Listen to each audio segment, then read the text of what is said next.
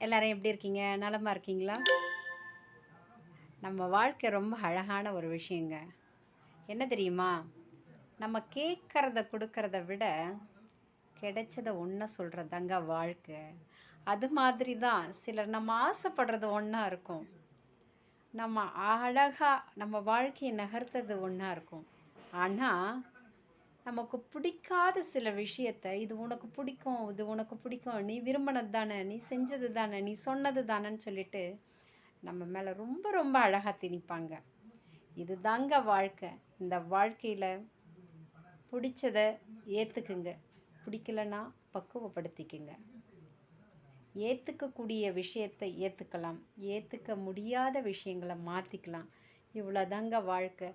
நீ பெரியவனா, நான் பெரியவனா நம்ம சண்டை போட்டுட்டு இருக்கிறத விட, சந்தோஷமா, சமாதானமா வாழ்வோங்க.